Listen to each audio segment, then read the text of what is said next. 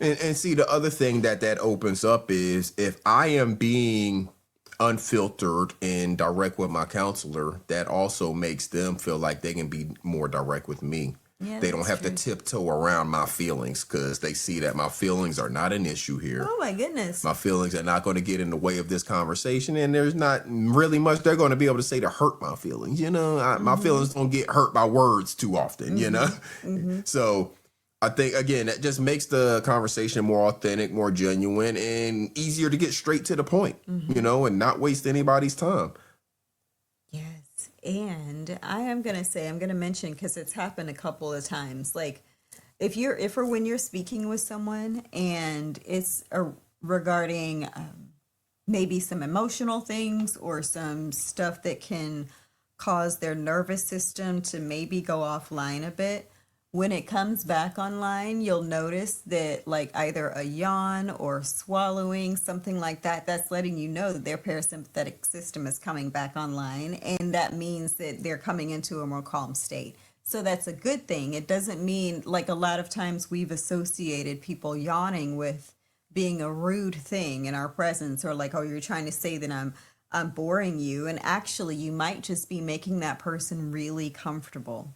So that's something that I wanted to share, because that is something that I've learned through counseling and through therapy that I didn't know previously. And I would have tried to hide that before, but I feel like it happened for a reason. And it's a good thing for me to share with you, because I can feel that it keeps happening. Like it'll happen for a couple minutes and it'll stop. But There it is again. See?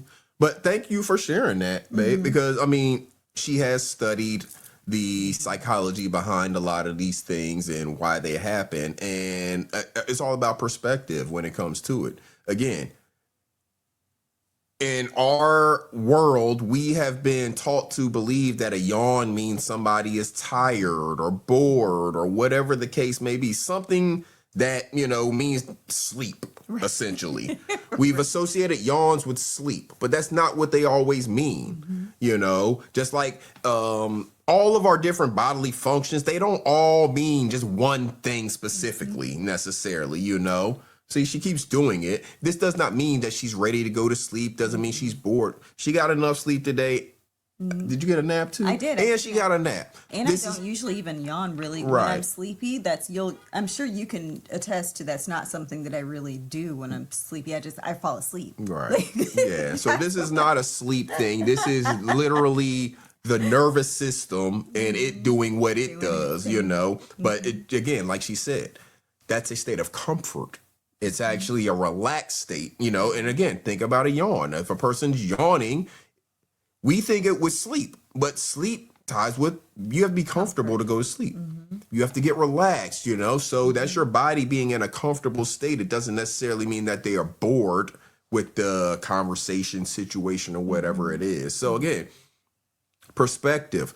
Think about your perspective whenever it comes to how you're engaging with the person in conversation. If you're going into it and going to be defensive, then you're going to get what you're going to get out of it, because you're going to be receiving everything from that defensive posture, receiving everything as if they're attacking you when really they might be just trying to have an honest conversation with you. Your perspective, it can go a long way.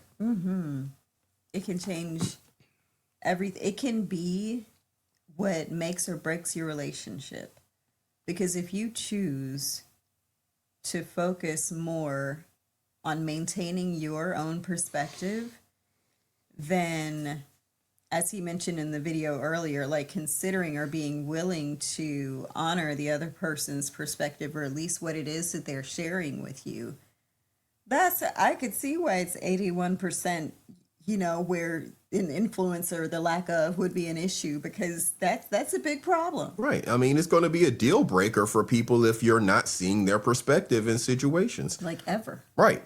I mean, simple as that. If you never see their perspective, then it's going to be a deal breaker eventually, because again, like we said, this is not the early 1900s. Women don't need a man to do anything in this world, get a bank account, get a house like they used to. So they don't have a reason to put up with that nonsense if you're not willing to see their perspective, which has an equal and very valuable input into, the different situations. You want to do one more video, or you want to get out of here? What do you want to do? We can, well, since we're talking about that perspective one, we can do that with little quick, yep, to the right. Yeah, this. Yep. Okay. Yep. All right. So we'll do one more with y'all, and then we'll get on out of here. Yeah. Don't want to make it too long. We got plenty more, so we'll definitely come back and do this again. We can talk about relationship. I mean, we have 24 years of experience and counting, so we can talk about this forever. Yes. All right, so let's check out this one. This is going to be talking about some perspective and personal growth and stuff like that. So we'll talk a little bit more about it on the backside. Study where they had a bunch of rats in a cage and they left the gate open. And every time the rats would try to leave, they get shocked. They try to leave, they get shocked. They try to leave, they get shocked. Eventually the rats just stop trying to leave. Fast forward, those rats had little baby rats. They put the baby rats in a separate cage and left the gate open. And they never tried to leave. They'd never been shocked. They'd never experienced that same trauma, yet they still acted in that same way. And that's how we understand epigenetics. Trauma and response patterns can be passed down to us. This isn't just through generations, it could be through lifetimes, also something that may have happened in our childhood. What situations in our lives are we keeping ourselves in when the gate is wide open? If it is your birthright to live the most expansive, joy-filled, love, an engaging life ever, where are you staying stuck where the gate is wide open? And where do we find and expand our perception to the possibilities that are outside this gate? So, I mean, very, very direct. I mean, the concept's profound and simple at the same point. I mean, I think most of us who have, been through high school even have heard of the different types of experiments where you put an animal in a situation, you do something to it, you do something to it, you do something to it. Eventually, you don't have to continue doing that thing to it, and the animal is still going to act as if you were doing it to it, keeping it caged in this situation. You continue to shock it. They don't want to be shocked anymore, so don't even test it. That happens with us as humans as well.